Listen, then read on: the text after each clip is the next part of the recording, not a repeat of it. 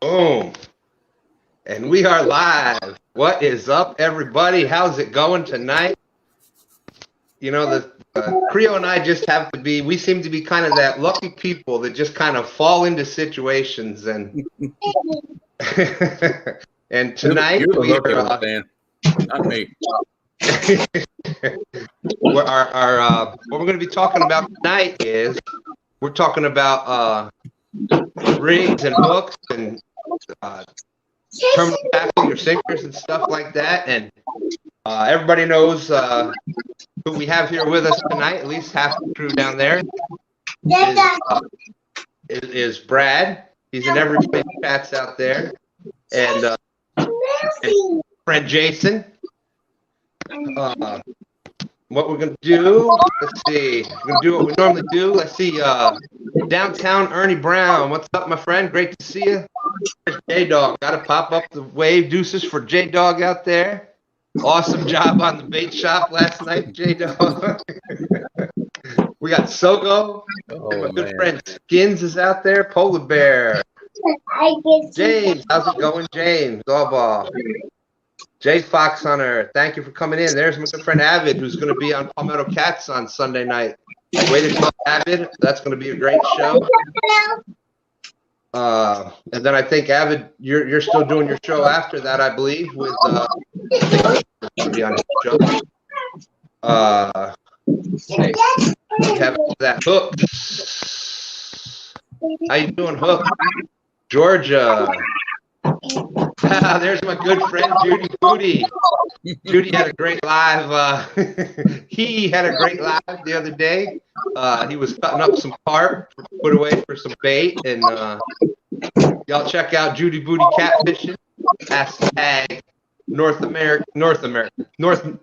Mexico anglers. Woo. You better take over now, Creole, because my tongue's a little twisted. Oh, let's see. I see Mr. Stephen Corley. I think you got Georgia Fisherman, but we're going to shout him out again just to be sure. I see Mr. Jason Lamb. Let's see. We got a good little crowd in here tonight. Stan, Mr. Dale Hayslip. What's going on, Dale? Thank you for joining us this fine Friday evening. I see Buckeye Catfishing. What's up, brother?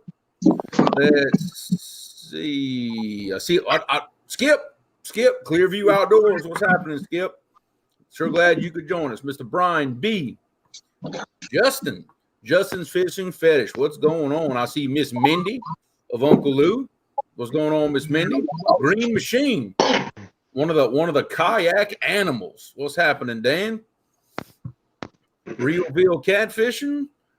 And I believe that about catches us up, Stan. I hopefully I didn't miss anybody. Oh, but Mr. Larry Oliver, that name kind of flashed by me just real quick. Make sure we didn't miss anybody. I don't know if we got Roger, thanks for coming in. Hey, there's Elston. Elston, hope you're feeling better. Chunky's in the house. Dave Char, I don't know if you said Uncle Jeep, but my fellow president on Palmetto Island out there. Man, we got all the celebrities in here tonight. That's what I'm talking about. And Tim Molina. What's going on, Tim? Hey, Mr. Tim Molina.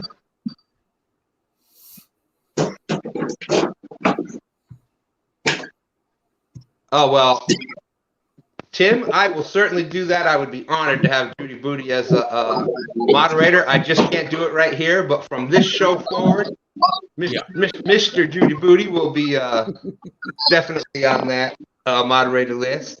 And Tim, just wanted to show something else that I got this week. Figured I'd bring it for the terminal tackle episode. Got me some, finally now that I can check out some, try to get some big flats on the James River. That was some Muddy River catfishing bobbers. But anyways, all right, down to our guests that we have with us. Like I said, we just kind of fall into situations, and we weren't going to have guests with us tonight. But I also managed to get for those that watch the Iron Cat, one of the prizes out there was whoever lost the most whoever lost the most to the river was going to get a nice shipment from my good friend Brad and Jason, his friend Jason there. And before we get going with that, Jason, they have a YouTube channel. It's right underneath right underneath Brad there. It says Wild Herbs Fishing Adventures. So if any of the moderators could get his link and put that out there, great to have you guys with us. But we're going to be doing our terminal tackle episode tonight. But I get a box out on my porch today, and part of it was about 15, 16 pounds of sinkers. And that was what Brad had put up during the Iron Cat for the person that lost the most to the river. Well, between the rigs that we lost and Stan 3 lost and the pole and the reel. Oh, yeah, I remember that. That was, we won that prize. And, you know, the river taketh and friends of the river giveth back. The reel that was lost to the river, and I don't know how you did this, Brad. The reel that was lost to the river was a Penn Warfare. And lo and behold, look, it showed back up, a Penn Warfare. So thank you. Greatly appreciate it. That's my favorite reel right there. I love those Penn Warfare. You should have your poll in the mail probably tomorrow if the mail cooperates. It's been about a day behind, though. So. Yeah, well, the mail's been crazy lately. Oh yeah, it has. Man, they are. I know. I try to get hats shipped out here and there, and man, they are killing me. Oh, yeah. If it's not the lead, something's wrong. Yeah, exactly. Uh-oh, man down. Man down. All right, we're just gonna Palmetto, what's going on, brother? I just seen him jump in chat. Uncle Lou, what's happening? Mike Costello Outdoors. We'll try to keep up with everybody as we go. Down, please. Can't be jumping. I appreciate y'all putting that out there. There you go, Jason. The YouTube link is out there, so if y'all could check out my friend Jason's YouTube and Brad's YouTube channel there, that would be awesome. I saw a 46-pounder that was caught recently. The bad thing is he caught it on my pole because I was running late.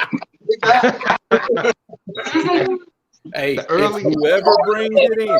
It don't matter whose pole it was on. Whoever brings it in. Hey, I don't care whose pole it was caught on. It was still a nice fish. Exactly. There you go. Yeah, I think it's when you're out with more than one person, it's a group effort, and I get excited. I don't care who reels it in. I get excited regardless of just being part of it. Oh, yeah, exactly. Yeah. Lucy Brown came in. Still got people coming. We're up to 48 awesome people. Brian B, thank you. Great to have everybody in. All right, so the reason that I was saying that we get lucky and we fall into situations is that box of sinkers that you happen to see there, like I said, came from my good friends here. And they are, if I'm correct, you're going to be got some more molds in, and you're going to be selling these sinkers. If I'm correct, right? Yeah, we're starting to sell them. If anybody's got any questions on them or particular sizes, I got a list. I can shoot it to you. It's getting bigger by the week, so see what we have next week. What comes in. Awesome. Well, that's awesome, Brad. And I got Brad's link out in the description. I got his Facebook link. But right now, I believe you said that's the easiest way to get in touch with you. Contact you on Facebook for any information. And then, till I get the website done.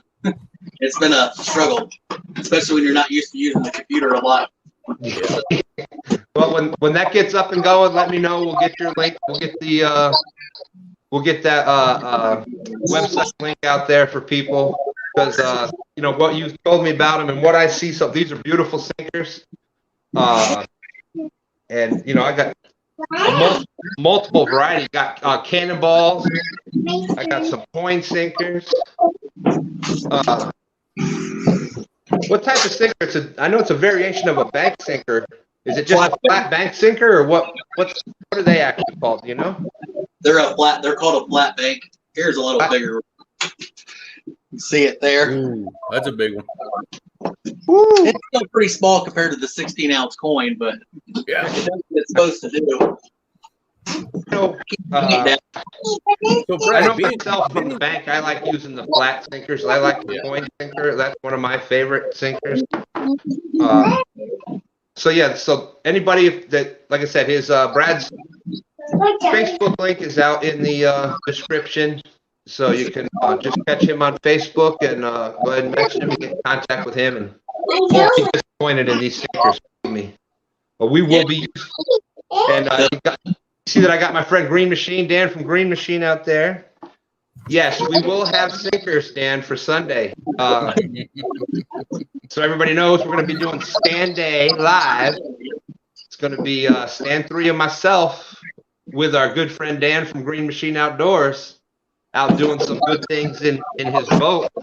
And Uncle Lou, I think for the first time, we're going to bust out since we're talking about terminal tackle and different things like that, we are busting out for the first time. Going to be using them from Dan's boat, some Uncle Lou's planer boards. So how did y'all get started with the sinker? Oh, there. Well, up. A little bit higher. We've been using them pretty good. I mean, it's stuff, but I mean, you can see they hold up pretty nice. A lot better than some other brands for the same price, for sure. And mine are in my boat. They stay in my boat now. I had to pull that one out of the boat to get it in here. Now I just hope I don't forget it next time. I know, right? So Dan, being you're in the sinker making business, what is your opinion on, let's say, styles of sinkers to go with certain methods of fishing? You know, like I know some people prefer the bank sinkers to do certain things. I know some of the bumping guys use cannonballs, but if you can kind of go through that for us, some of the common styles of sinkers and the application that they work with. Well, for us, if we're anchored, I mean, we tend to go towards either the flat bank, or my preference, I like to use the coins. Not normally a 12, but it's kind of situational. If you got a bunch of current, you're going to want more weight to keep it there. I mean, I like to try to stay as tight to that current seam as I can. Yeah. And it just kind of all depends on how you want to fish. That's what I like to do. The coins in the banks really work good for that. Now, if you're drifting, I either go with the cannonballs, or we have some slinky weights we make for ourselves, and they work real well for that. Okay. Now, what do you think about, like, between the flat banks, the coins, even the what I call the teardrop bank sinkers? Yeah. As far as types of bottom, where it be sandy bottom, clay bottom, things like that, which one do you think holds best in those different situations? The coins for sure. Most of, like, the small rivers and stuff that we have, you don't really have a lot of big fish. I mean, if you catch a 10, 12 pounder on any given day, you're doing pretty good. I got you. But I like the coins in the mud and the sand. They tend to, they sit down in. I mean, not that the flat banks aren't good. I mean, they are, but I think the coins are personally better, and that's what I tend to go with. And sure, yeah, I'm sure Jason's the same way on that. Okay, I know in my personal experience, because that's one of my favorites, is the coin sinkers, and we have a lot of mud and silt bottom on our river. And I find when you throw it out anchoring, that sinker gets settled down, and it's almost like it gets covered by the mud just a little bit, and you have to actually yank it up and kind of get it out of there, which that's what I want. I want it to stick down in there. It's like they suction cup to the bottom. They kind of sit off and settle. Which, I mean, if you're fishing from the bank, sometimes, depending on what kind of, what you got on the bottom of your river, whether it's stone or, sometimes they work better. I mean, it just depends on what you're fishing. Yeah, I know, because I know that's my personal preferences. The coins, I've tried about everything else. I find when I throw it out in that heavy current, they hit bottom, they'll slide around just a little bit, and once they find that one little divot, that's it. They ain't going nowhere. Yeah, it's a nice thing about the coins too. If you may have to take and go to like a 12 ounce tank where you might only need an 8 and a coin. Yeah. See, I've noticed the same thing. We used to throw 12 ounce, teardrop bank sinkers, but now I can come all the way down to 6 ounce coins, and they still will hold where sometimes with 12 ounce banks didn't hold. Yeah, for sure. I'm a big fan of them. Yeah, coming from the bank, casting from the bank, and y'all know I mostly do a lot of bank fishing. That's where I can get the most comfortable, let's say, set my chair out there.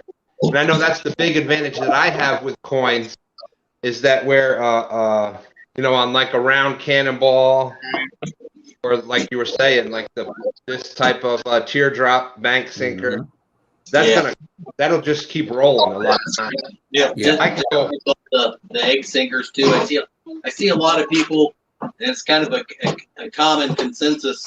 Sometimes you'll have a rod set up, and if like you do the no rolls like these, and you put them on that line, and you're not using that sinker slide, in order to do your thing, you gotta cut this off and then switch it back up. The nice thing with the flat banks and the coins, you can use that sinker slide, clip it on, and let it go. And if you need to change weight, say you put a 10 on it, you need an 8, you can just easily unclip it, slip it back on. That's right. We probably wear more sinker eyes out than we probably wear out weights. Yeah, and you see another, and I'm glad you said that, because that's another tip for anybody out there. That also means that when you're done fishing and you're transporting your rod, you don't have those weights beating up on your rods the whole way home. You take the weights off, and because look, some of the rods we have are expensive. I mean, that looks like a Silver Cat Elite you have right there in front of you. Yeah. Yeah. I mean, look. These days, that's an $80 rod. You don't want that weight beating up on that rod your whole way home. You can take them off and transport your stuff really easy. That's why I love them. Between sinker slides, or I've actually got to use the 3-way crane swivels just with a clip hanging off of it. Like that's my basic rig for putting my weights on, and I love it. I love to be able to interchange them like I want. It costs you a lot less time on the water. Especially, if you're not retying all the time, or sometimes what I'll do, so I don't get in a big hurry, if I do have a break off, I'll have another pole sitting. That way, if I want to keep extra lines out in the water, and I want to keep my lines out in the water, I'll keep an extra pole. That way, when I move in to have to restring something, I can take my time, make sure that knot's tied good, and then I know if I break another one off, that pole is ready to go when I go to grab it. Yeah. Yeah, I do that myself, because very rarely do I have all 6 of my rods out at the same time. There's usually 1 or 2 sitting off to the side, and I'm like you. I end up doing the same thing. I break one off. Oh, well, look, no big deal. Here, chunk that one out there. I can take my time and re-rig whatever I want. Yeah, I see a lot of people. They'll sit there, they'll break one off, and they'll sit there and rush to get that stuff tied. Sometimes it pays to slow down a little bit. Make sure you get a good, nice knot on there. I won't throw one out. If I got to rush it, I'll grab another pole, or I'll wait till I get it done. Yeah. But it's really easy. If you're snelling a hook, it's really easy to keep one loose. And it pays that extra few minutes to make sure you get it tight, because you might miss a quality fish that you might not get back. Yeah. Oh, look, I'm all about that. I know we had a few more people come in chat that I think we missed. Stan, I see. I mean, and jump in if I miss anybody. But I saw Cooking with Mike Chavez come join us. Let's see, Kelly Bullock, the Bullock Experience, JP3. Oh, I know I said Mr. Tim Molina, but I'm gonna say it again because it's worth it. Always got to mention him twice. It's worth it. J-Dog's in the house. I know he's been in here with us for quite a while. J&S Outdoors, Sunfish Assassin, Miss Laurie with Laura the Explorer. What's going on? My wife Laura. Hi, honey, who's 20 feet from me in the next room. Mr. Lee Evans, what's going on, brother? I hope your therapy and everything is going good for you to get healed up. We're still praying for you. And Muskrat brings up a good point with he's got the quick clip on every line, so you can change the different. We got Kentucky Catfishing with Sean Bell. That right there. Sean Bell was one of the ones that was asking me about the. Sean Bell was one of the ones asking me about different rigs to use, and we have a bunch of people that have been what rigs do you like to use from the bank or kayak or boat I think in my opinion, every type of fishing has a specific rig that works best for that specific situation. And with that, like what our guest Brad and Jason were saying before, is that there's a sinker that works best for those situations. That's right. So, it helps having the variety. If you're just getting started out catfishing and you're going to be doing a lot of bank fishing, like we were saying before, you can't go wrong with these coin sinkers. And basically what you want to do is base it on how strong your current is and how big of bait you're going to be throwing in those waters. So, you might be able to do a 3 ounce or a lot of times in a lot of where I fish here, I can use a 4 ounce coin sinker from the bank, and where before it would have been like a 6 to 8 teardrop sinker to hold it. That 4 ounce coin will hold it. So yeah, I would say if you're going to be doing bank fishing, start with your coins. That would be my suggestion there. But yeah, he's going to be doing a lot of kayak fishing. So a good for kayak fishing, if you're doing a lot of drifting and things, are these cannonball type sinkers. The cannonballs or your drifting sinkers, the drift weights, those are good for obviously because it's round, it won't get stuck in as many other spots. Yep, and you see, also for those of y'all that bump, the cannonball is the #1 option for bumping because you've got a perfectly round weight that won't twirl on you. It's got a lot of surface area for the current to catch it and push it back, but you got a lot of bottom surface area. That way, especially if you're getting a soft bottom, you can still feel it and make that contact. I know that's the go-to for everybody with bumping is those cannonballs. They work really, really well. Oh yeah. So when I first started bumping, I started bumping with the teardrop bank sinkers because that's just all I had. And when I switched and started making my own cannonballs, it a world of difference. I could feel that bottom so much better. Oh, yeah, you work with what you got until you can get better. Yeah, that's it. And if anything, it makes you a little better because when I first started bumping, I didn't have a bumping rod, really didn't have a good reel. I didn't have the good weight. All I had was the braid. That's all I had right.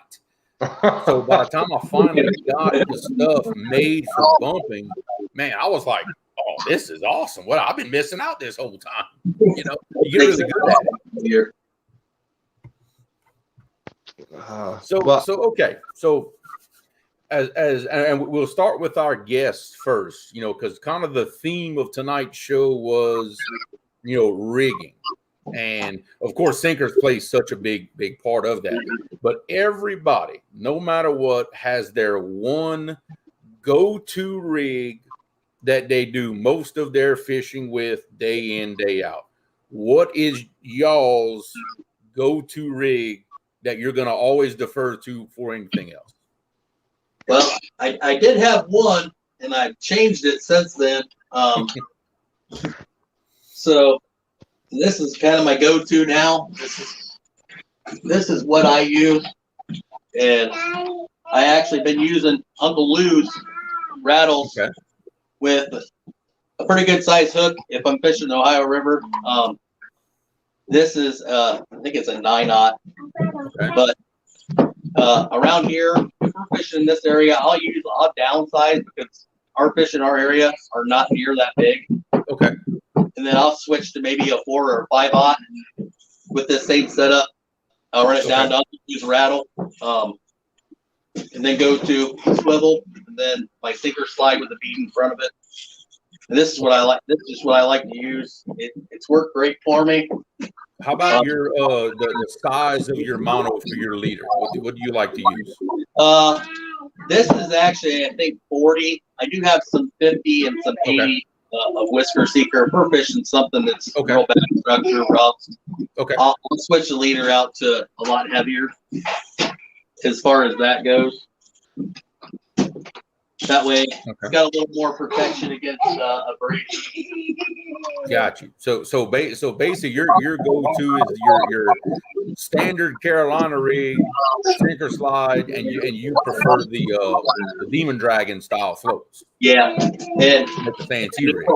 For a lot of people starting out, the actual Demon Dragon brand is actually pretty expensive for the number of them. Uncle Lou's got some really good pricing on it. It's actually one of the reasons why I bought them. I wanted to try them, but I wasn't paying $20 for 4 of them. No. That hurts when you get that hung up. Yeah, that hurts. I don't mind paying for fishing gear, but it's like sinkers. If I know I'm going to lose it, I want to keep something a little cheaper. Yeah. I mean, we started out with. This is the rig we were going to before. That's not it.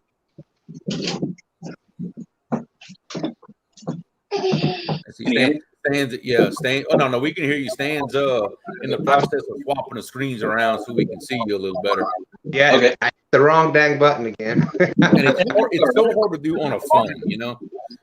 Yeah, there you go. Now you got it. All right, this is what we used before. This is probably the cheapest way that you could do this. I mean, this is a modified J. Sometimes I'll use these if we're fishing the bank and we're fishing in some current and I'm casting into it. I'll use a modified J or even a regular J hook. But if we're fishing on the boat, it's a circle hook all day long. But we'll do this simple rig. You can get a bag of these bobbers for like under $2. Yeah. And then the rattles. I mean, this does the same thing as Lou's, but I personally like just tying on one thing instead of messing with two. It simplifies it for me. And it's less clutter in the boat. Yeah, I got you. Yeah, see the rig you're holding up there, that's extremely similar to the go-to rig that I'll use for probably really about 90% of my fishing. Well, now I am just messing this all up here, Creole. Well, we can still hear it at least. You get it. You didn't kick him out, did you? Oh yeah, of course I did. Oh man. I was trying to remove from solo. I was trying to remove from solo out from solo so that it went back to the three of us, and it went to it was removed from stream instead. Ooh. Well, you see, this is a lesson to everybody in chat. Big fingers, small phone screen do not mix. And they do not mix. You know, for everybody that thinks that this is just an easy gig, you're up here talking. There's a lot more involved with it. Creole and I have been talking since last week about how we're getting the show going, and the struggle is real. But yes, I have laptop here. That is my goal for next week. I will be laptop ready. Green screen will be going. Green screen will be going. I want to start doing a thing where if we get people sending in pictures of their fish, and you and I will pick one each week to go up. That'll be we'll have a premier fish of the week or whatever we want to come up calling it, and that's what will be behind us every Friday night on Bank to Boat. Will be that picture, and I'm going to do something the same thing sort of on stand day. We'll have that'll be the what I'll use for the thumbnail for that. So yeah, that's right. Well, I guess while we're waiting for our guests to jump back in the stream, being he was so rudely kicked out of the stream by this guy. Yeah, talk for a second, crew. I'm going to try to get him back in. Yeah, I got to give you a hard time. So my go-to rig, it's a modified version of a Carolina rig. Instead of a swivel with a center slide in front of it, I use the three-way crane with just a snap clip hanging off of it. So the weight is solidly connected to my main line. Okay. And I've got my 80-pound leader to another barrel swivel, and I've got 2 Versarattles and 2 beads that are trapped. I'm going to do that. They are trapped between the 3-way and the second swivel. So no matter what, they cannot get any closer to my hook than that right there. And then I have another short piece of leader, about 6 inches, and my big old hooks that I use. And this is my preference. These are my Dale's Tackle 12-aught circle hooks. And you can tell I do not run the octopus style. I actually prefer the straight eye, but with a snail, because I love the way the line makes that trigger effect and puts that pressure on that point. I find it helps out with my hook sets. That is just me personally, trying different kinds of hooks. But that's the kind of style that I like right there. As far as my leader line, I use mostly 80-pound leader line, and I use in fact, I have it right here while we're waiting on Stan to work on everything else. Right here, this is my leader line that I use, the clear slime line, heavy cover, 80-pound leader line. I know a couple of y'all that have won a few of my giveaways. This is the same stuff that I send everybody. I believe in it. Really good stuff, and it ties a great knot. For 80-pound leader line, it ties a great knot. The only thing I will do different, and I have 2 rods tied like that in my boat right now. If I'm going monster hunting and I'm going for trying to get triple-digit fish, this is my leader line right here. And this is really thick stuff. This is some Andy leader. And y'all can see right there, 150-pound test leader line. This stuff right here is like clothesline wire. It is really, really thick, but to go after those monster fish next to those concrete structures, this is what it takes. The 80-pound is not enough. You can run this over concrete all you want, and it'll still hold those big fish. Well, so when we gear up for the big monsters, everything gets bigger. The leader gets bigger. You got to gear up for it. You got to be ready. We're up to 51 awesome people in here. We had some more people come in. Got fishing with the Chad, my good friend there. Great job on the bait shop last night. Managed to keep it together through the whole J-Dog challenge throughout the night. Great job, Chad. And Roger, yes, you are right. It is about the same diameter as weed eater string. And it ties a knot about like you would imagine it would. It's not easy. You got to be real careful about how you tie knots with that stuff. Not easy at all. Get Hooked on D-Fishing is in with us. Let's see. Wandering Fisherman's in. Great to see you, Wandering. He was been killing some bowfin. Judy Booty, of course. I think it was Dan's Creations. I knew I saw someone else come in. Great to see you, Dan. Dan's been killing those, doing some great lives, showing some hand forging, those big hooks. Great job with that, Dan. That's very entertaining. In fact, Dan, I might need one of your big hooks to go on that leader line that I have. It'll actually kind of balance out a little bit. 3+1. I don't know if we said hello before. Great to see you. And Laura had asked before about the link. If somebody else could put the link back up for Wild Herbs Fishing Adventures. brand new YouTuber trying to get started in our community. So somebody can please post that link. Let's show him some love.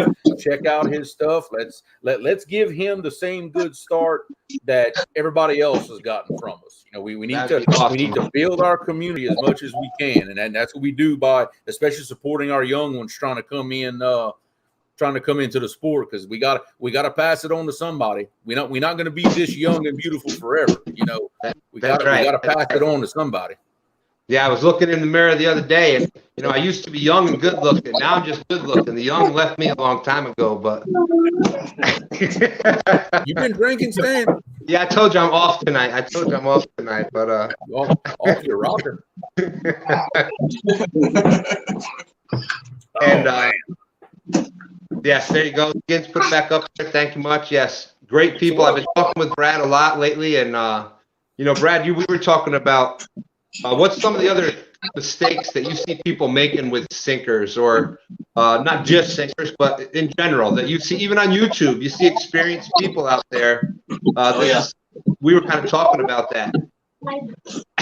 Yeah, I don't wait. A lot of people fishing a river with high current. If you got a lot of current, a cannonball is not a good choice. There's a lot better options. I see a lot of people make that mistake, and I don't know if it's just because that's what they already had rigged up, so they're using it, or if they thought, hey, this will probably settle out somewhere. I like to try to get into the spots we find and know that are there, and I like to be as close as I can get. I mean, even on top of them, sometimes if I can get it. Yeah, and I know, because now what I'm gathering, you must fish a lot of rivers, you know, kind of like I do, especially in different current situations. I know in my experience, we fish a lot of rivers. We do have some reservoirs and stuff. They don't have a lot of current in them normally, so we fish. I mean, it just depends on the week. The river could be flowing at 3 miles an hour, or it could be flowing backwards. I mean, you just never really know. Yeah, exactly. Yeah, it all makes a difference, and I know for me especially, and a lot of people I've heard other people say the same thing in the rivers, especially when the current is really pulling pretty good. You can try your best to throw rods kind of out the side of the boat and get a good spread. Mm-hmm. I don't care how heavy that lead is. Eventually, it will drag those lines right behind the boat. It's just a matter of how long is it going to take to drag them behind the boat. Yeah. You know, and I find your best and worst enemy.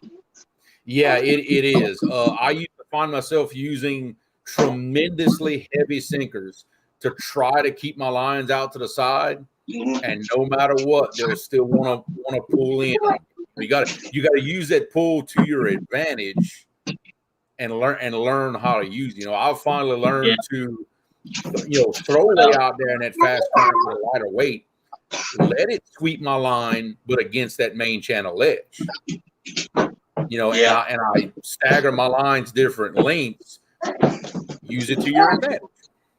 Yeah, we do too. I mean, our leaders usually run from 12 inches all the way up to 2. I mean, we'll run a little over 2 foot sometimes, just to try to see where they're at, because they might be on the bottom one day, and then you go back 2 days later, they might be 2 foot off the bottom. Just know your water location, and you know, spending time on the water really helps. Yeah. Oh yeah. Absolutely. You brought up a good point. I don't do a lot of boat fishing, but I do some. Like I said, you're going to see us doing some boat fishing with Stan Day Live this coming up Sunday morning on Green Machine's boat. But one of the things that when I do that is what I try to do is you stagger out your weights, so that rod that you want to try to keep furthest out, you put the heaviest weight out there on that. That'll help it hold there. You can drop a little bit lesser weight, so that'll help you also. That's why it's good to have a variety of size weights. You can actually use that sinkers to your advantage. That's why sinkers are. A lot of people take it for granted, but sinkers are so important with your rig. Yeah, they're just as important as good knots. I mean, You know, sometimes having your weight just right, and like Stan said, different weights on different rods. You'd be surprised how many different positions you can get rods in. Like say if you're staggering weights and doing things like that, you'll learning what the water is going to do to those lines, and not trying to fight it, but using it to your advantage to put baits where you want them. And before we bring, we got our normal weekly, segment with Professor Catfish. He's in the back right now. Before we bring him in, I'm just going to cover my the rig that I like to use the most from the bank. I'm just going to see if I can do this without kicking anybody out this time. But yeah, don't kick anybody out, Stan. Now, this is my sinker on the bottom, and if y'all can see that, this is an actual rig that I have. I use 50-pound, and y'all know me. A lot of times I'm the budget angler, and I try to get the best that I can for the money I spend for it. So I use 50-pound leader. I either use 50-pound clear big game, or I use the 50-pound Omniflex, which is like $2 for a spool. But what I usually put my sinker on is I'll either have a big swivel at the bottom. But what I like to use a lot is the surgeon's loop, because you can just go like this. You can, same thing as the clip. You switch it out. That was the 4 ounce, and say the 4 ounce isn't holding, you want to go up to an 8 ounce. Just a matter of pulling it out, putting it back through. Bam! Now you got a new sinker on. Now as you see, there's my dropper loop for my bumping rigs. Same there's thing. There's my sinker. In the wintertime when you got cold water, or if you go into even in warmer water and you go into a cold front situation, fish will drop. The fish will drop in that water zone. So when I'm fishing cold water, or I'm trying to fish it close to the bottom, I've got my sinker there. My first dropper loop is up only 4 inches from that bottom one. From the sinker. So that my bottom bait is right on the bottom. It's like that, and that's right on the bottom. It'll be right in their feed zone, right in their strike zone. And then you can go up however much you want. I go up about another 12 inches to 16 inches for that second dropper loop. And then I use another surgeon's loop, and I put the swivel on. Okay. That's my favorite bank. My favorite rig to use from the bank, because like I said, you can switch out with the dropper loop. You can switch out the hooks the same way. You just slide it, and say I got that big 10-aught hook on there, and I'm getting short strikes, and I want to go down to a different size bait. I want to downsize it. I can go down to this little 4-aught size hook. I don't got to untie anything. As long as, and I'll check that leader. When I'm doing that, I'm going to check that leader for any nicks and things like that. And bam, now I'm that easily, quickly, no extra terminal tackle, and I'm switched down to a 4-aught hook. Yeah, it makes it a very versatile rig. You can use this rig. Basically, you can use that for sabikis. You can use it saltwater, freshwater. You can downsize it. This is 50-pound test. You can downsize it to, 12, 15-pound test for panfish. And, you can downsize it to 10 to 15-pound test and set the same thing up for panfish. You can do it in saltwater. It's just such a versatile, so simple to do. And versatile. You can use it for anything. And the main reason I like doing it from the bank, it's so much easier to cast from that bank when you're trying to get big distance, to have that heavy weight on the bottom, because when you cast that out, that heavy weight is the first thing going, and it pulls everything right behind it. A lot of times if you're using that a Carolina rig and it's got that sinker slide on it, you'll have that issue with it sliding, and then when it hits the current, that slider rig the sinker will slide on it, and you can get into issues. So For me, this is my favorite, my most versatile rig, especially for bank fishing. That's what I like to use. And you just downsize or upsize it to whatever you want to, whatever you're fishing for, whatever conditions you're in. But okay, let's see. We're gonna bring in our good friend here, Mr. Tim Scott. I know your friend Judy Booty there did have a really quick question, Stan. He's asking about in fact, he was asking about the sinker slides, and I have a bunch in my box.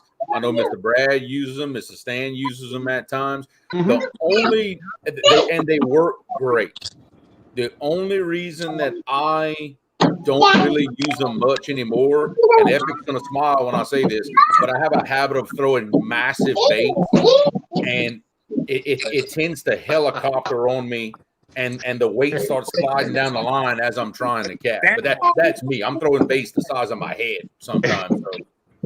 But that's just me. But we all use sinker slides. They do work great. Don't be afraid to use them. Yeah, Judy, Surgeon Knot. You can get with me. If you want to see a good Fishing with the Chad, go check out Fishing with the Chad's channel. Go back a while ago. He put out an awesome video on how to tie the dropper rig, the double Kentucky rig. There's a bunch of chicken rigs. There's a bunch of different names for it. But he put an awesome video on how to help you tie those. And I actually went from the way I used to tie it to the way that Fishing with the Chad makes it a much stronger knot. So Fishing with the Chad has an awesome video out on that. Hello, Mr. Epic. How you doing, Stan? I'm doing great, my friend. How are you tonight? The sorry thing is I have a better signal when I'm out driving or actually riding than I do at my own house. That's terrible. That's the horrible thing. So Heroes and I just got done fishing the Scary River. And unfortunately, we have not had enough rain. And it was low and clear, like dangerous low and clear, like even more dangerous than it normally is. So we did run up to that old Lowhead Dam, and we did run some rapids, and we did whatever. I got scared a couple times for real. That's bad when he gets scared. Tensing up down there in my seat. Yeah, it was a little scary. Got some good footage. It was a little scary. We got some good footage, and we caught some decent fish, but it was nowhere near the epic scope that it normally is. And here's the reason, and here's my tip of the week. If you're going to fish tributaries of main rivers, if that tributary does not have enough water flow, it will not attract fish out of that main river in any sort of numbers. Because most of the fish that we caught today were locals, and you could tell they were more slim. We caught some big ones, but they weren't the big high-bodied fish. We didn't catch any 14s, 15s, 16s, 17s. We did, however, contact a flathead on the main river. We didn't catch it, but flatheads on the Illinois River are a scarce thing. But we did visit a basic bridge scenario with a bunch of wood stacked up on it and 18 foot of water, which the Illinois right now has an average depth in the main channel of about 9 feet. So my tip of the week is, if you're going to fish tributaries, there's got to be water flow to attract fish from that main river. Otherwise, you're better off fishing the main river. Now, That is not the case what we did today. It was still beautiful. It was still pretty darn awesome. And we ended up fishing areas that normally hold fish, and we had a lot of pecking going on. You know, I talk about my Shaolin hook set, and they weren't even allowing me to even feed them very much today. Wow. There was a few fish that did, but most of the time, and shad used to be very, very abundant on the Illinois River system. But since the advent of the Asian carp, and if anybody's ever seen the Scary River Adventure video that I put out, the Asian carp has changed the Illinois River system forever. Because because you could find shad almost anywhere in any pocket, any whatever. But I mean, I threw my elbows off today, and we didn't get one single shad. Not and one. that has always been a benchmark of mine, to know where the bait is at all times. So, I mean, we caught white bass. A lot of people call them sand bass. We caught gar. We caught drum. We caught all kinds of things, but not a single shad. And most of the white bass were feeding on minnows. So that has changed that whole ecosystem since I used to fish it every single day. Wow, interesting. It's amazing how a change in the population of bait will just totally change how fish behave. The shad were so thick, you could drive, because I could see the clouds of shad. You cannot see any clouds of shad now. Wow. Plankton deficiency. Plankton deficiency, just like Hero said here. But the whole thing about, if we would not have used what I've been calling that Shaolin hook set, we would have caught probably 1/5 of the fish that we caught today. Even though most of them, they pecked and they tapped and they pulled, but they did not have the hook in their mouth. We even switched down to 5/0 circle hooks. We switched down to very lightweight rods. We're talking like salmon rods, and it was still a rough bite. Now, add another 1.5 foot of water to that, and that whole dynamic changes. Wow, interesting. But you said you got some good footage. We did. We got some good footage. So we had a good time. It's great we're all looking forward to another epic video. Yeah, we are too. Yeah, we I am are too. We are too.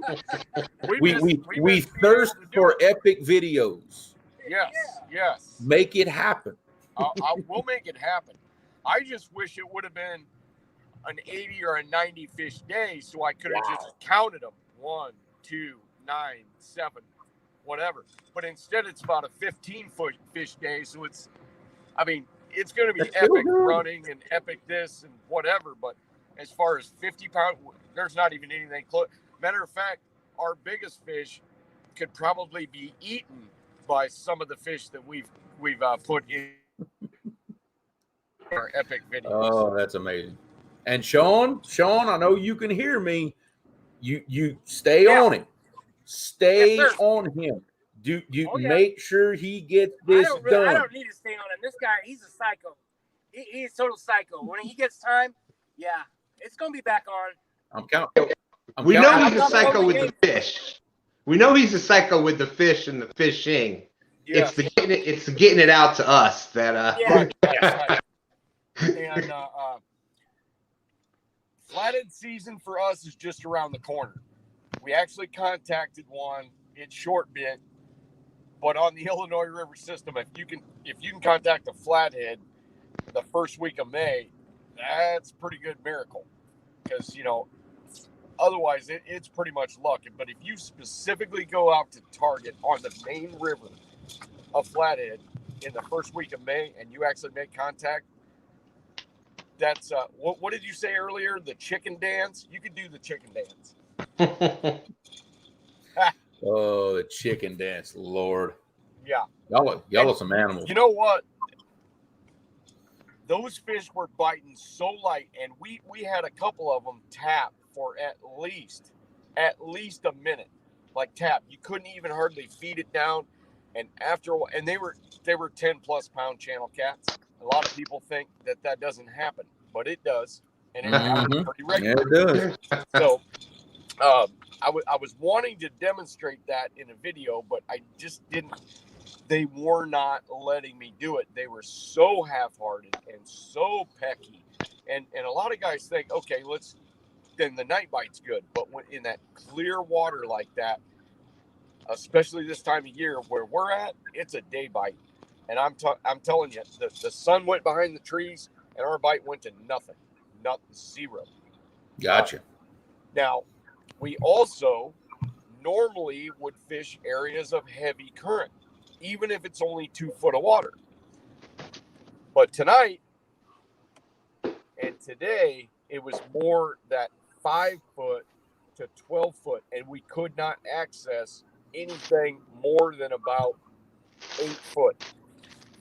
But next week we will. Okay. I'll be thinking about you in the morning when I got a bait about that long down in an 80-foot hole. Well, I'll be thinking about you too, because I could throw baits like that all day, every day right now, and the best you're going to come up with is about a 25 to 30 pound blue, because they're all still down by you. And you see, and what you don't know is I put a fence across the Mississippi just above me. They can't get getting to you this year. You didn't know that, huh? Corral? I corralled them. Oh, so you got the giant catfish farm. It's going to stop. Blue Cat Rancher. Hey, you know how much fence it takes to cross the Mississippi River in Louisiana? Yes, I do. And as a matter of fact, we're fixing to go to Dead Man's Hole here fairly shortly, maybe in the next week or two.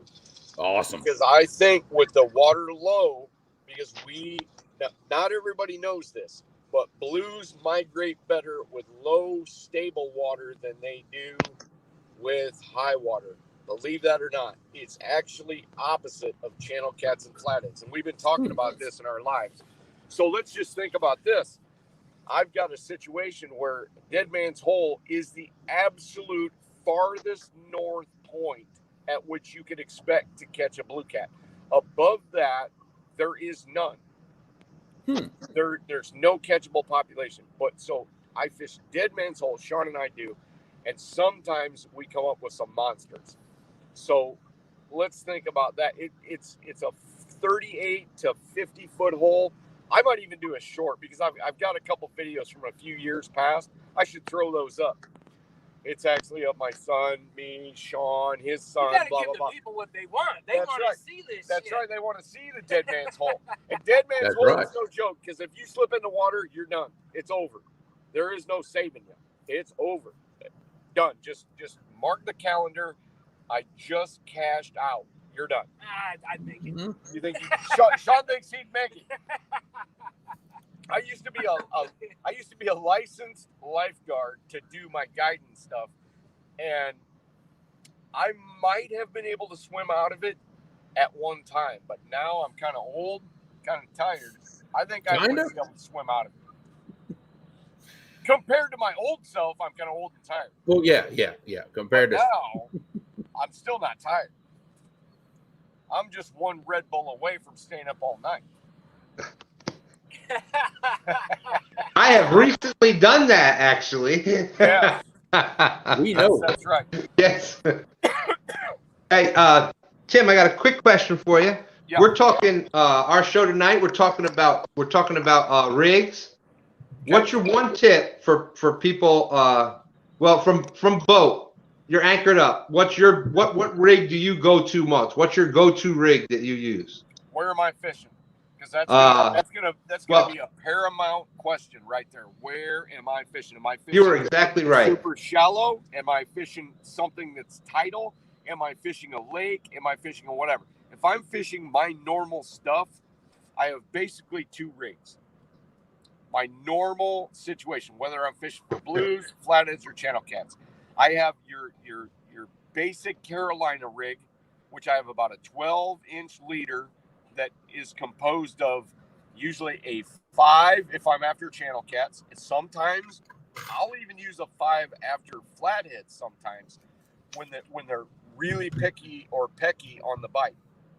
But if I'm after channel cats in the early season, I'm gonna elect a 5/0 double action circle hook, which was originally a Daiichi, which I think. Oh yeah, there it is, the Daiichi sticker right there. So, and I'll talk a little bit about that in the future. But that double action hook used to be called a Circle Chunk Light because it got its first success in saltwater, believe it or not, for tarpon. And the tarpon guys really liked it, especially in the 7/0, which now they call it an 8/0 because it was a little bit oversized. So let's just say this. I like a Carolina rig, and then I like what I call a drop shot rig, which is pretty much what you're talking about. And that's what we use our big donkey weights. And then that hook is inline tied with a no-knot snell, only the tag line is about 1.5 to 2 feet, and we use our big donkey weights. And I use that on tips of wing dikes, on the insides of wing dikes, and straight down when I'm marking fish, but I can't go any farther. So let's just say there's a closing area, like a warning that you can't go any farther at a dam. Okay? But yet the current is so strong, you cannot use a regular Carolina rig. So I'm going to streamline that thing.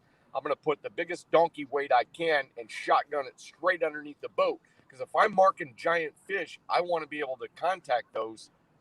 If they're underneath the boat and it's 6 mile an hour current and 38 feet of water, or 58 or 68 or 78, I need to be able to present that bait. Same thing goes with tops of wing dikes. Sometimes it's 14 feet deep from the top of the wing dike to the bottom of that boat. But if they're coming in and cresting that wing dike, I need to be able to contact those fish. So I'll use those big donkey weights, and I'll use a streamlined bait about a foot up off the bottom, and that's what I do. I don't get crazy with three-way rigs, and I don't get crazy with all this other stuff. Because I've seen what happens. The more technical or the more complex a rig gets, the more chances of problems happening. Yeah, exactly. Sometimes you just got to keep it simple, because, I mean, rigging in general, everything between the reel and the fish is a possible point of failure. Yes, sir. The more stuff you have between those, that's the more possibilities you have of something going wrong. That's right. Absolutely. And okay, so the crux is the fact that we have a lot in the catfish community that fish lakes. Lakes are very forgiving because there's no added current. So they can use all kinds of trinkety stuff. And I have friends that do it. They're tournament guys. They're fishing big lakes. They're fishing slower rivers such as the Ohio. And they've got all kinds of Christmas tree ornaments on this thing to help them do this stuff. Okay? And there's nothing wrong with that. I say rattles and spinners. They got little beads. Wobblers and beads. Yep. And, all this crazy stuff. But, and that's why when you basically got a body of water that's got big fish in it, and you need that advantage, there's nothing wrong with that. But once you go to where I fish, and you've got all that crazy structure and all the, you got pieces of metal and sunken ships and barges and like whole sycamore trees that are sitting in 45 foot of water, the root ball is, and the tree is so big that the top is sticking all the way out. I don't want all that stuff. I don't need all that stuff. I need a good live bait. I need a good cut bait. I need location. And then exactly. I only need, and you know what? I'm one of the few people that actually target huge fish, and I use snap swivels, believe that or not. And I've explained that in my videos, because if I get like an eye hook set where I've got a big 10-aught that's right in the corner of the eye, I can just take that off that snap swivel and pull it around the other way, so I don't have to take the bar back to the eye and mess them up. But it also helped me when I was on my guide trips, because I'd have sometimes I'd have 6 fish in the boat at one time. And I know that sounds ridiculous, but it's not. I'd have 6 to 15 pound fish in the boat at one time, or even with blues. Sometimes you got 2, 3, or 4. It was so much easier just to unsnap that swivel. Or if I got a tangle, because I had a customer on the left end and he let the fish go, or sometimes maybe it just happens on its own, I can just unsnap that swivel, and that whole hook is off of there, and I can just untangle it because time is money when it comes to catching big fish. Durability is not a question with those snaps. No, biggest fish I've ever seen in my life was caught on. Oh yeah, and you know, believe this or not, I don't use the biggest snap swivels you've ever seen. I use, matter of fact, the snap swivel a lot of times is my weak point because I will lose the hook and keep the sinker because it will just break the barrel swivel when I'm like super lodged on a sunken ship or, you know, anything like that, which, you know, kind of saves me time and money. Well, yeah, because these days, to be honest, it's cheaper to lose a hook than it is a sinker. Oh yeah, it is. It is. I'd rather lose a hook. Kind of always has been. Besides the I'll cry when I lose a weight. Sinker was a little bit cheaper. But as long as you get something back. Yeah. Once you get, you know, and I came from a long time ago when it was basically you put a true turn hook because that's all you had. It was basically a true turn bass hook, and then a split shot, and then your sinker. Single might start getting bad. Yeah, the signal might. Okay, so I'm going to wrap this up. So, Stan, we all know why you use that rig. Because that rig on the James is pretty darn friendly. And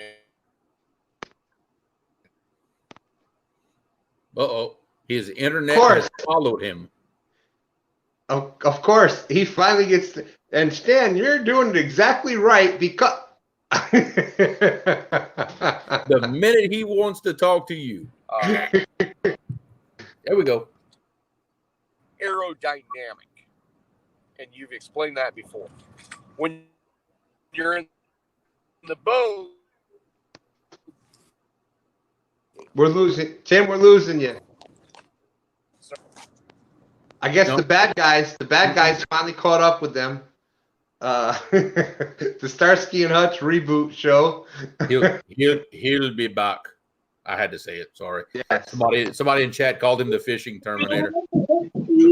Yes. Sorry.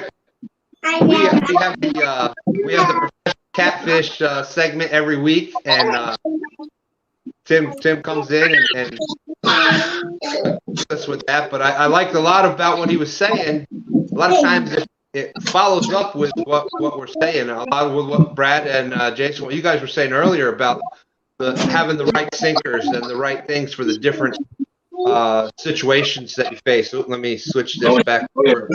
Let me do this without kicking y'all out of here this time.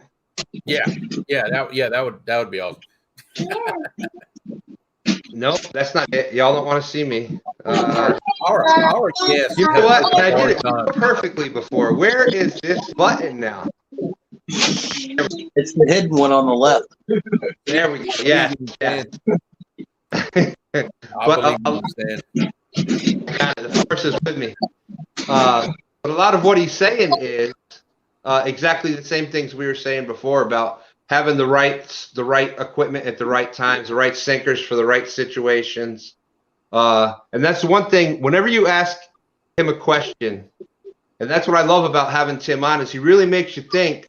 Yeah. When you ask the question, it's a broad, there's so many different situations that he can't answer it without, well, what situation are you fishing? And even in the Ohio, there's many, even though you fish the Ohio River, well, there's different situations in that same river. And you're going to fish each situation a little differently. You'll need a different equipment for that, for each different situation. So, even sometimes you can get 2 or 3 situations in one day. You can go from first to Exactly. So tell us about the new YouTube channel. Y'all mentioned to us earlier, got a startup channel, just trying to get things going. What are the future plans for the channel? Species, things like that. Anything that you want to show everybody out on YouTube? What can we look forward to? Our plans pretty much just pretty much have a good time, teach people how to fish. I mean, we don't always catch monster fish around us. Most of our water is 3 to 5 foot deep. The closest lake that we got to us is only 3 to 5 foot deep. So we normally fish for small channel cats. We go to the Ohio River as much as possible, but we just want to do outdoor stuff and fishing, do a little bit of everything. Good, awesome.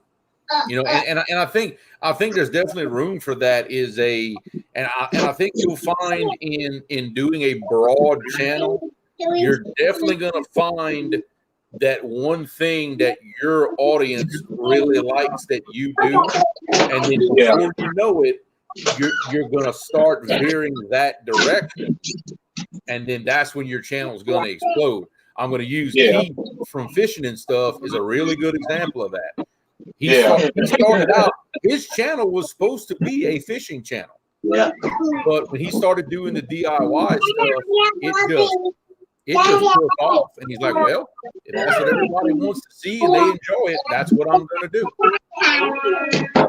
You know, so don't be surprised if that ends up happening, especially, you know, later on in the future as you put out a lot of content. You know, you'd be surprised what people gravitate to. And like I'll tell everybody else, you know, do the stuff that you like to do. Do the stuff that you enjoy. Do the stuff that you want everybody to see. Your audience will find you. You know, sometimes it may take longer than others. You know, don't worry about how many subs the next guy has versus you. Your audience will find you, have fun, stick with it, and just keep consistency. Consistency, and it will take off, no doubt. Oh yeah.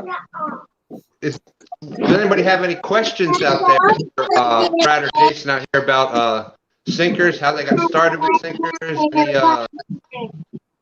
Any questions about that? Anybody have any questions about rigs or any questions at all? Throw them on out.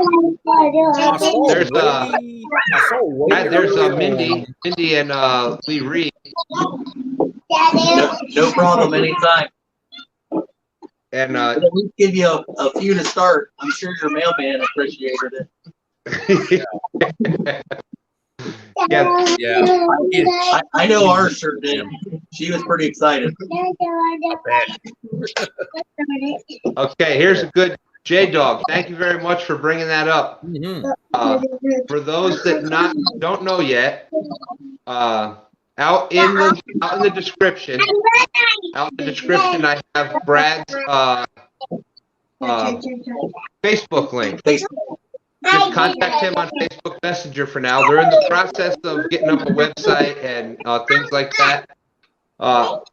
Been talking with Brad. I think we've been talking just about every day, a bunch of times every day the past couple of weeks. So when he gets the website up and running, I will let you know, because I guarantee you, these are much better quality than I've seen at Bass Pro Shops.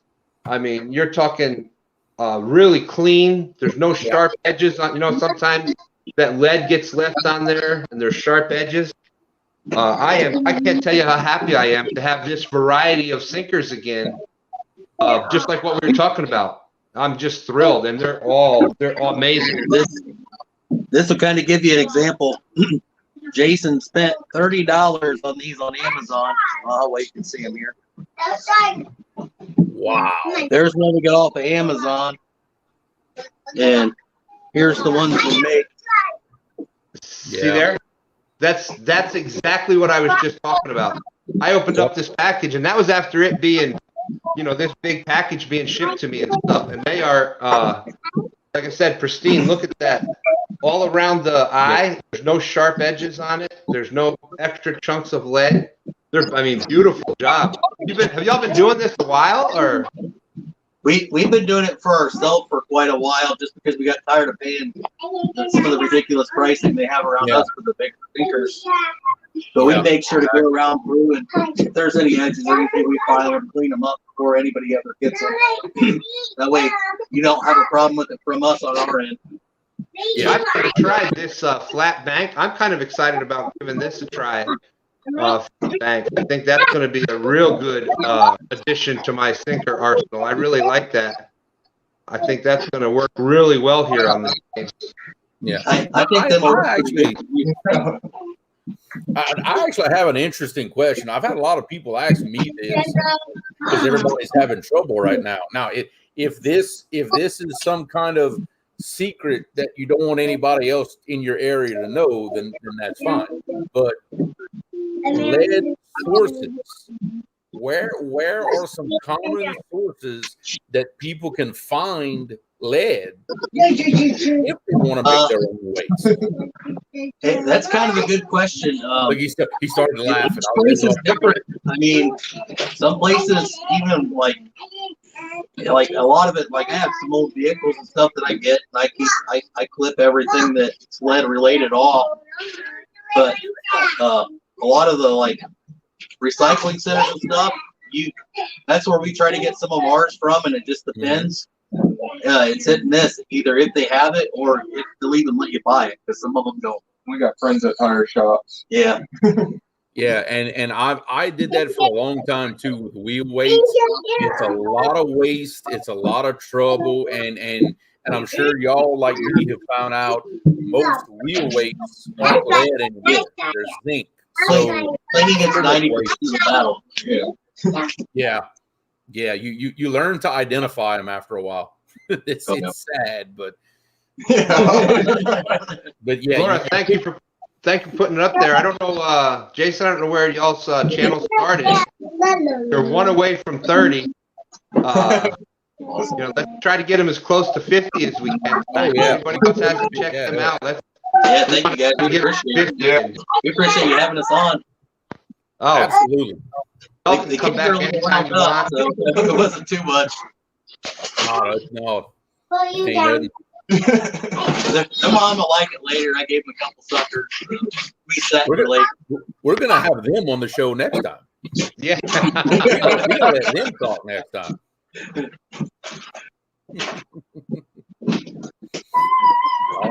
It was great having y'all. I know it just talking to y'all a little bit, I learned a little bit more about different styles, them in different situations. I tried to get some new information out of where to get lead from.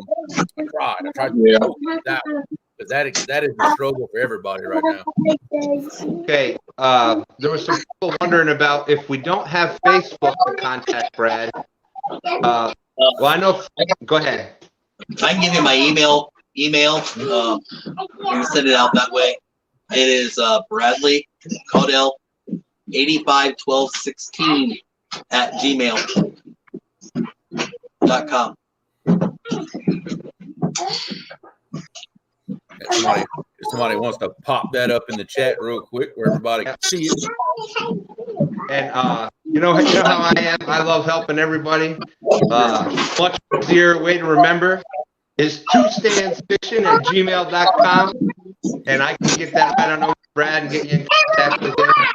Awesome guy. Like I said, we've been speaking every day since Iron Cat, and he's got our same type of he's got our same values. He's got our I guarantee you, like I said, with these sinkers that I got today, unbelievable. They are better than what you're going to buy at the store. I guarantee you already. He showed that Amazon when you could tell they poured that in a cold mold. Yeah, the way it was just rippled like that, that was terrible. You'd be surprised how many sinkers you got to run through a mold before you get them hot enough to look decent. A lot of times with the first few ones we run, we'll run for ourselves, but our pile's getting pretty big. We might have to recycle them again. See, I have a special tool just to prevent that problem. It's called Mr. Victor. Acetylene torch. I keep that mold till I can't hardly hold it anymore before I pull my first one. I probably heated up way too much, but hey. Well, Brad and Jason, y'all got anything else you want to add before? Thanks for having us on the channel, and thanks for everybody chatting in the chat room. We appreciate it, and I'm sure you'll see me in the next one or on someone else's channel chatting. I tend to get into a lot of them. Yeah, we see you're in chat and all of them. Believe me, my friend. I can't tell you how much for those of us that are doing the channels and you start doing these live shows and the talk without everybody out there in chat. Creole and I'd be sitting. We'd still be here. We can talk to ourselves, but we'd be here. But it's kind of like not as good as if you watch enough channels, if you ain't picking up at least one thing from it, you ain't paying attention or ain't in front of the screen. There you go. Exactly, and that's what we try to when we were trying to come up with a name for the show, we put it in y'all got to check out, by the way, we need more people over on Creole Catfish Facebook page over there. We're trying to get that group going. I'm a moderator over there. I'm consider myself part of the Creole Catfishing family. If I could go, that's right. And we love that page. So yeah, y'all go check out Creole Catfishing Facebook page over there. Start dropping in some photos. We want to see what people are catching, what you're using for bait. Any ideas you have for the show that you want to bring over here? Our show is going through Creole Catfishing Facebook group over there. If you want something you want to see on the show, you want to come up on the show, you want your pictures on the show, whatever, you go over there, start a conversation about it. One of us will definitely join that conversation with you. And, absolutely, that's what it's all about. Helping each other out. Like I said, that's how this show tonight came about. Was I was getting questions. I was talking with Sean Bell, Kentucky Catfish, and Sean Bell. He's trying to switch over to kayak, and we're talking about a bunch of stuff with rigs, and I know Creole, you've had those questions, and we've got a lot of questions about that. So that was kind of what we were trying to do tonight. But yeah, jump over to there. If anybody has any questions and need them answered, get a hold of me. I'll do what I can to answer them. Yeah, believe me, Sean is. Excuse me.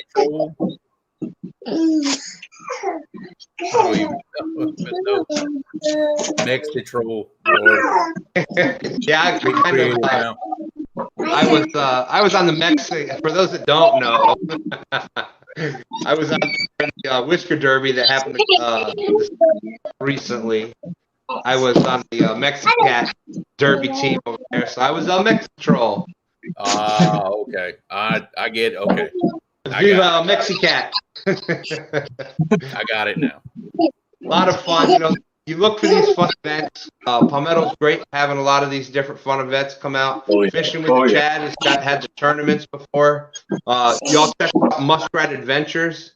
He's got a big one coming up. Yes. And it's right up. Creole and I are both. This is some of the thing. And Brad, after talking with you for a bit, I know that this is up your alley. You've even said that you've been part of these things before. He's got a kids catfish that's coming up, a youth tournament. We want to see that. That's awesome. Wish Muskrat well with that. So yeah, check out Muskrat Adventures. He's got a Facebook page as well. I'll have information up on that. That's how our sport grows. Us old guys have been here and done it, and without teaching that new generation coming up, we need more of them to follow behind us. So, bam, there you go. Thank you very much, Skins. He's been on the ball tonight. I think we should get the cane poles out for him. There you go. That's how I learned. I don't know if y'all, Darla, got Tiger Muskie, the New Mexico group. I've been watching them lately. They've been putting out some great stuff. You got Judy Booty. You got Tim Molina, who dropped his first video and is going to be dropping some more. So, that whole Chris Flores, New Mexican gang out there. Great to see y'all. I love watching that. We've got our friends from over in UK that have been, we've been back and forth with them. Great having them come in. We a family. We growing across the country and across the world. So I just think that's totally awesome. I love watching the different, and it's not just catfish. Catfish happens to be what a lot of us focus on, but you know, even in our group here, we've got Sunfish Assassins, we've got Sunfish King, we've got you know, that even catfish isn't necessarily their number one. But we've all got that same love for fish and the environment and fishing in general, and it's great. So, Sabrina hit 100. That's awesome. So if nobody has any other questions out there, we've been on almost an hour and a half. Creole, you got any? I'm good. I'm ready to go finish loading my boat up and go monster hunting in the morning. And I hear you going just you and your lovely missus, I hear, tomorrow. Is that correct? Just the wife and I, no kids, nobody else. It has been a while since we did that. So if y'all never see me again, she drowned me. It's right here on film. If y'all don't see me again, you know what happened. You can probably pick me up in Morgan City. That's where they'll find me at, probably. Well, it all depends on how well you did today on your anniversary, my friend. Happy anniversary to you and Laura. God bless her for putting up with you for this amount of years. I know, right? 11 years. Wow. Well, 11 years she's been dealing with me. Yeah. I love it that what y'all are doing tomorrow is going out and fishing for your anniversary. I've been married to my wife, Diane D. Smithy, 31 years. And we actually went catfishing on our honeymoon. So that'll tell you how much I love fishing. So. That's awesome. Hey, Stan. Yeah. One more thing. Remember, Mother's Day's on Sunday. Don't forget it. Oh, that's right. Thank you very much. Hey, Alicia is out there. There's hey, you got some young ones there. They want to come up and say hello to everybody? Here. Who do we have here with us? This is Macy. This is my oldest daughter. Hi, 5. Macy. It's up, Mike. How are you? This is one of the twins. This is Kinsley. Hello, And Kinsley. this one's Caitlin. What's up, Mike? Hi. They're a handful. Now they got quiet. Yeah. Put them on the spot. Maybe we should have started with that. Aren't y'all cute? Look at that. That's awesome. That's a lot of little girls right there. Oh yeah, they make up for it. Love it though. Oh, yeah. And You know what? Which I found out she's also from Louisiana, not far from me. So good to see you in here. Just a fishing chick. Another one from Louisiana. Oh. So you see, Louisiana people are slowly creeping in. You gotta watch that. We're multiplying. You gotta watch that. I love it. I love it. We're growing everywhere. Everybody growing. I love it. That's a good thing. Like I said, y'all have any questions about Brad Sinkers? You can't get a hold of him on Facebook. He put his email up there. A bunch of y'all message me or contact me on Two Stands Fishing. I'll get you in contact with Brad. Jason, it was great meeting you tonight. I saw that monster fish that you caught, the 46 pounder. Beautiful job. Thank you. Dieter Milhorn would be impressed. It was on chicken. Oh, well, that's a whole nother show. Wait, we're not. We're not starting that tonight. That's going to be. Creole and I have talked about this. We have purposely held off on the chicken debate. That is going to be actually one of our biggest shows. Probably is when we start talking about that.